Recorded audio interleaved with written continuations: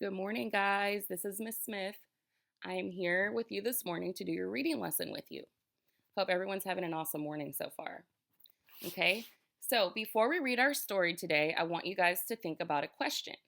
Okay, and that question is, who remembers what author's purpose means? So I want you to think about it for a second. Who remembers what author's purpose means? We talked about it a lot this year. Okay, author's purpose. When you remember what it means, I want you to say it out loud, okay? If there's someone with you, tell them what it means. What does author's purpose mean? You should have come up with the answer. Author's purpose means, why did the author write the story? Okay? Why did he or she write the story? And this year, if you guys remember from our anchor charts, we had something to help us remember the different types of author's purposes, okay? And what we used to help us remember was something called PIE, right? P-I-E. Who remembers what the P means? If you know it, say it. P means to persuade, which means the author tries to get you to do something or believe what he's saying or like something. Like when we talked about if we wrote an article about why Parker Elementary is the best elementary school in the world and we published it, people who read that article would want to do what? They would want to go to Parker. So we were persuading them, okay? Who remembers what the I means? If you know it, say it. The I means to inform. The author gives you information about a topic, okay?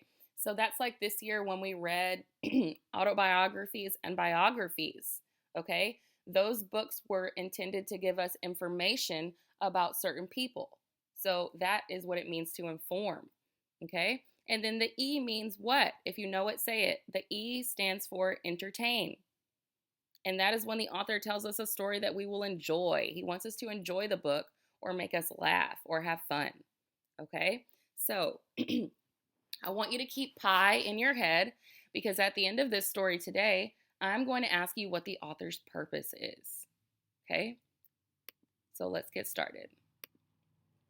The name of our story today is called My Dream Playground, and it is written by Kate M. Becker and illustrated by Jed Henry. We know the author writes the story and the illustrator draws the pictures. Okay, so what do you think is going to happen in this story? It looks kind of exciting. My Dream Playground. I want you to make a prediction in your head. Remember, when we predict, we make a guess about what's going to happen. So just like we do in class, I want you to say, I predict, and then fill in the blank with your prediction. I predict blank.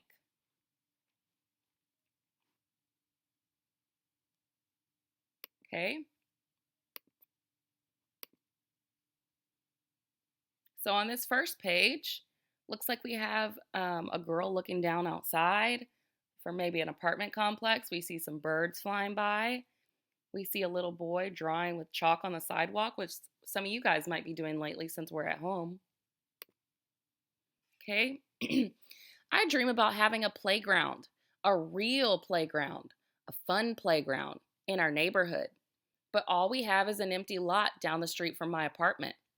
I know that someday my dream is going to come true.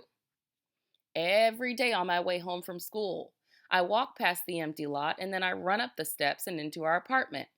I grab my pencils, crayons, and sketch pad, and then I head back down to the stoop and start to draw. What I draw is my dream playground. What types of things do you think might be included on those drawings of the dream playground? Think about it in your head. What types of fun things do you think are included on those drawings for the dream playground?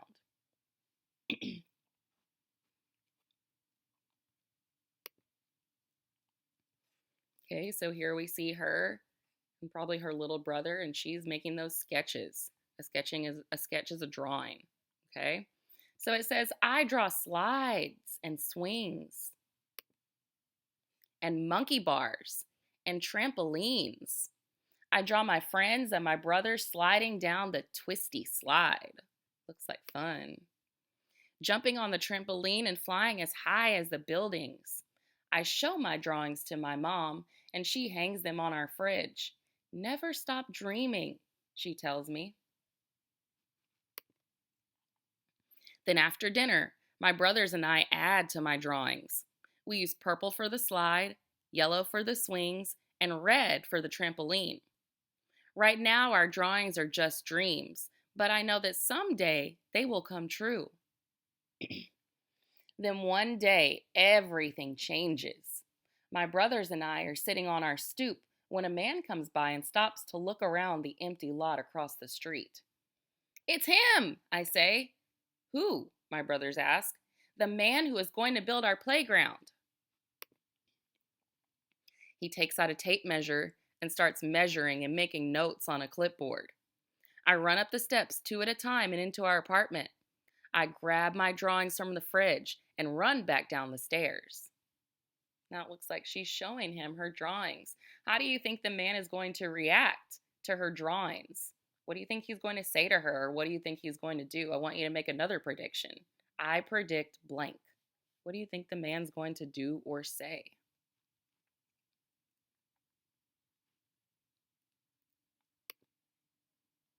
"Excuse me, sir," I say to the man. "You're here to build a playground, aren't you?" He looks surprised at first and then he smiles. "Yes, yes, I am," he tells me. "How did you know?"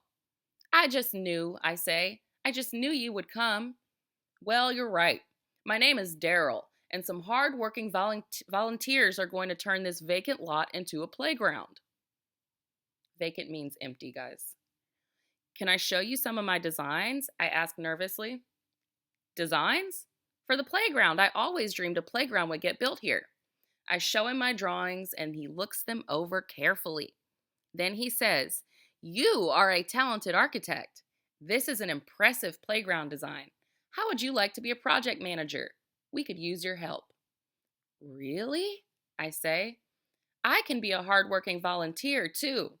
Then Daryl and I shake hands. So, how do you think the little girl is feeling right now when Daryl asks her to help with the project? She probably feels pretty proud, right? What else? Maybe excited, happy? What other words can you think of to describe how she feels?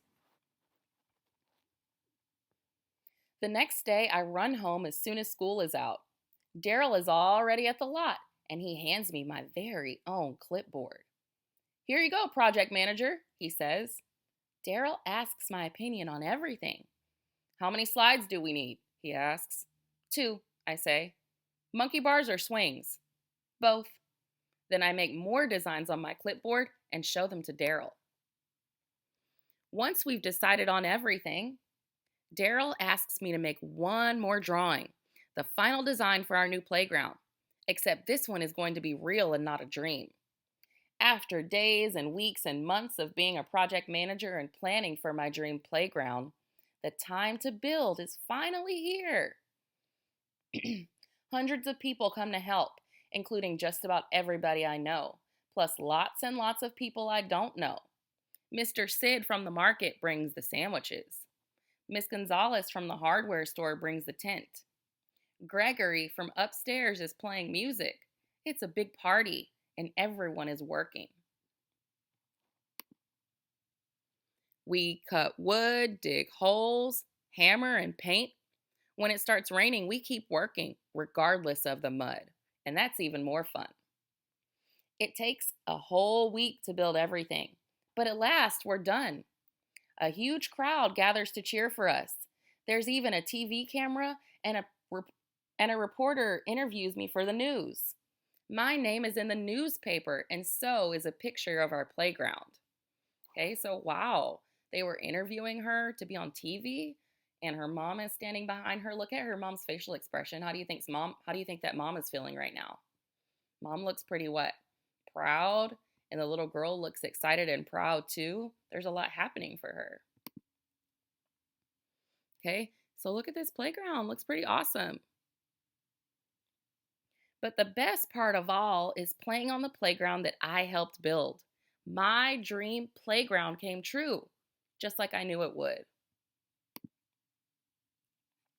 Okay, so we have reached the end of our story. So I want you guys to think about, what is the author's purpose of this story? Okay, What is the author's purpose of this story? So let's go back to our little chart. Okay. Remember, it could either be to persuade, to inform, or to entertain. Okay. So whatever you believe the author's purpose of this story is, I want you to click reply on this lesson and post it in the chat section. Remember to click reply so it all stays in the same place. Okay, so again, what is the author's purpose for this story? Was it to persuade, inform, or entertain? If you want, you can just write P, I, or E to make it easier and shorter. Or if you feel like it, you can type the whole word, whatever you feel like. Okay? After you do that, if you guys have extra time between this and doing your spelling and using the online programs, something else you could do today is you could draw a picture of your dream playground. Okay? So let's look back and see what her playground looked like. Okay, and the types of things that she included. You can get really creative with it and draw the types of equipment that you think would be really fun on the playground. Remember, she had multiple things. She had more than one slide. She had a twisty slide. She had all kinds of cool stuff. So if you have extra time today, feel free to take a blank piece of paper and use your art supplies if you have some and draw what your dream playground would look like. Okay? I will talk to you guys later, and don't forget to comment what the author's purpose was by clicking reply and typing in the chat section. Bye, guys.